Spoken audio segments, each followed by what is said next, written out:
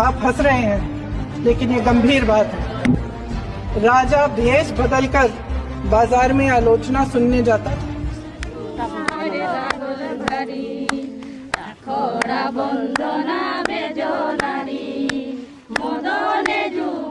यहाँ जो चाय के बागानों में काम करते हैं वो बताएंगे, इनका वेतन बढ़ा नहीं है। नरेंद्र मोदी ने भद्दा मजाक किया है, वो अभी मात्र वोट के लिए। मोदी ने यह मजाक किसके साथ किया है, कैसे किया है, विस्तार से बताएंगे। लेकिन आप फैक्ट के साथ समूची कहानी जानने के लिए इस वीडियो में शुरू से अंत तक बने रहिए।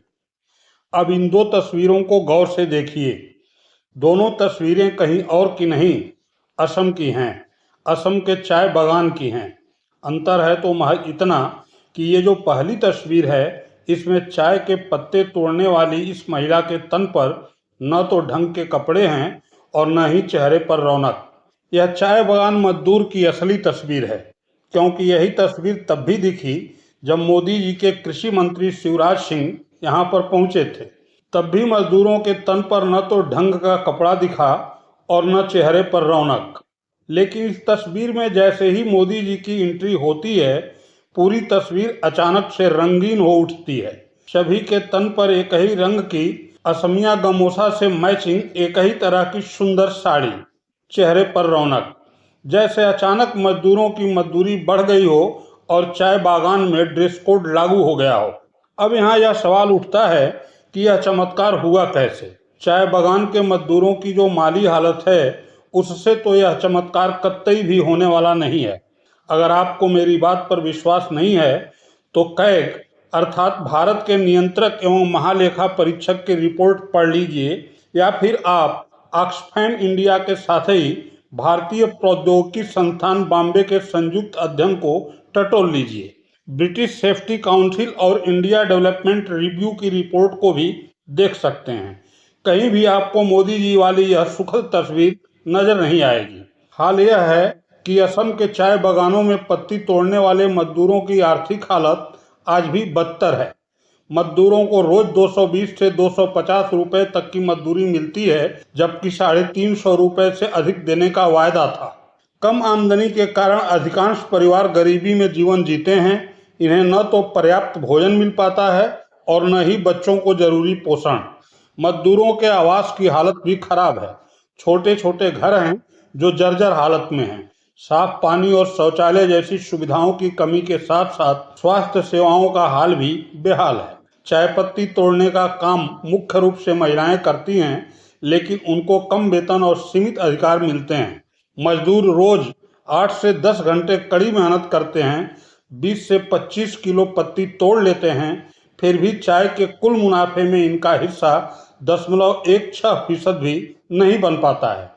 ऐसे में असम के चाय बागान मजदूर आज भी कम मजदूरी, कठिन श्रम और सीमित संसाधनों के बीच जैसे तैसे जीवन बिताने को मजबूर हैं। ऐसी हालत में मोदी के पहुंचते ही अचानक ऐसा भी क्या हो गया जो टूटे चप्पल और फटे कपड़ों के साथ पत्ते तोड़ने वाली ये महिलाएं असमिया गमोसा से मैचिंग एक जैसी सुंदर साड़ी पहनकर नाच उठी।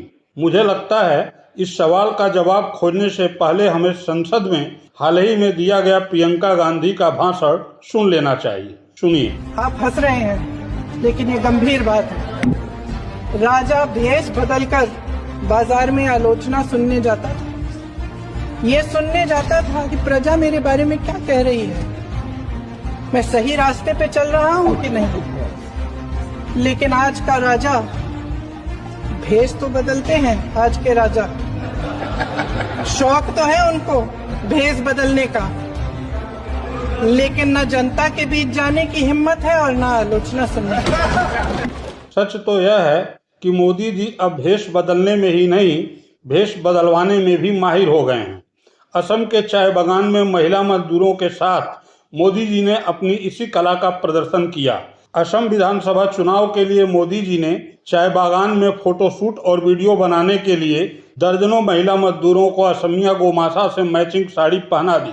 फिर शुरू हुआ नृत्य का सिलसिला।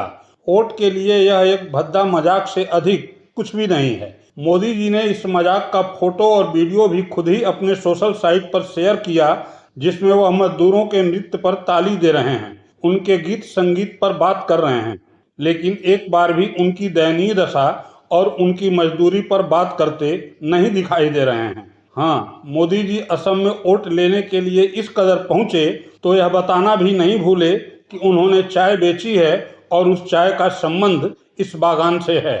आपको मालूम है मैं भी चाय वाला हूँ, है पता है? मैं छोटा था तो चाय बेचता था, तो आप लोग जो मेहनत करते हैं ना वो मेरे गांव तक पहुंच गई थी। अब सवाल यह उठता है कि जब देश के प्रधानमंत्री कपड़े पहनाकर, फोटो खिंचवाकर, इस तरह सुखद तस्वीर दिखाकर चुनाव जीतेंगे तो मजदूरों की मूल दशा में बदलाव कैसे होगा? लेकिन अपने मोदी जी को इससे क्या लेना? मोदी जी को तो सिर्फ वोट लेना है, भले ही भेष बदलवाने से मिले या इसी तरह के भद्दे मजाक से। यह और बात है कि इसी असम में प्रियंका गांधी इन्हीं मजदूरों की समस्या को मुद्दा बना रही हैं, तो बनाती रहें। महंगाई बढ़ी है, बेरोजगारी बढ़ी है। यहाँ जो चाय के बागानों में काम करते हैं वो बताएंगे, इनका वेतन बढ़ा नहीं है, इनका वेतन वही का वही है।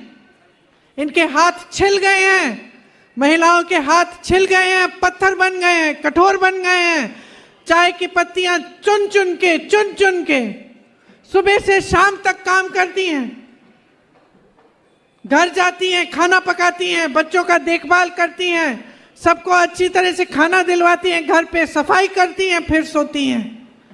इतना संघर्ष करती हैं, फिर भी इनका वेतन बढ़ा नहीं है।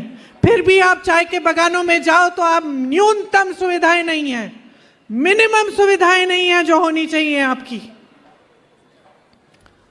अगर टॉयलेट जाना है तो ज्यादातर चाय के बागानों में टॉयलेट भी 1 किलोमीटर दूर है। आज असम में कायरों की सरकार है, चाहे मोदी जी हो, चाहे आपके मुख्यमंत्री हो, कायर हैं। क्योंकि सिर्फ कायर डरता है अपनी आलोचना सुनने से, सिर्फ कायर लोगों से डरता है, जनता से डरता है। सिर्फ कायर अपना राज धमकाकर, डराकर चलाता है। जो असली नेता होता है, जो जिम्मेदार नेता होता है, जो जनता को समझने वाला नेता है, वो आलोचना सुनना पसंद करता है। वो जनता के बीच जाता है और जनता अगर कह दे कि तुमने मेरा काम नहीं किया तो वो सुनता है, समझता है कि उसका कर्तव्य क्या है। आज चाहे देश में हो, चाहे असम प्रदेश में हो, यही कायरता चल रही है। ये डराने धमकाने का राज है, और ये राज इसलिए चल रहा है क्योंकि जिस दिन जनता खड़ी होगी, जिस दिन जनता सवाल पूछने लगेगी, तो इनका राज नहीं रह सकता। आज इन्होंने देश को अमेरिका का, इजराइल का गुलाम बना रखा है, और जिस तरह मोदी जी, नेतन्याहू जी और ट्रंप जी की गुलामी कर रहे हैं, उसी तरह से आपके मुख्यमंत्री मोदी जी की गुलामी कर रहे हैं। और उसी तरह से दोनों चाहते हैं कि असम की जनता गुलामी में रहे।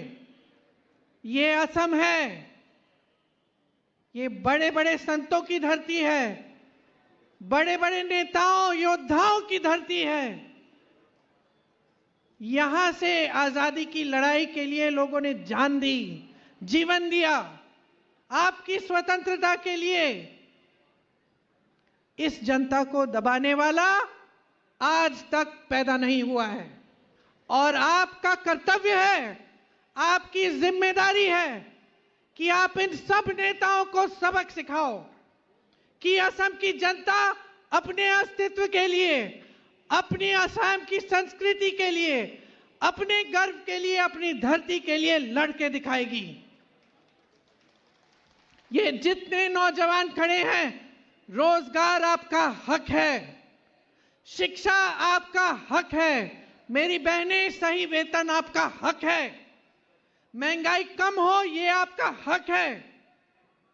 इनकी नीतियां ऐसी बननी चाहिए कि महंगाई कम हो, कि रोजगार मिले, कि आप सक्षम हो, आपको शक्ति मिले। ये जो संपत्ति है, जो देश की है, सरकार की है, प्रदेश की है, ये आपके हाथों में आए। आपको एक ऐसी सरकार चाहिए जो आपके लिए चले, आपकी सेवा करे और अगर भगवान माने तो आपको माने, क्योंकि लोकतंत्र में सबसे बड़ा भगवान जनता होता है।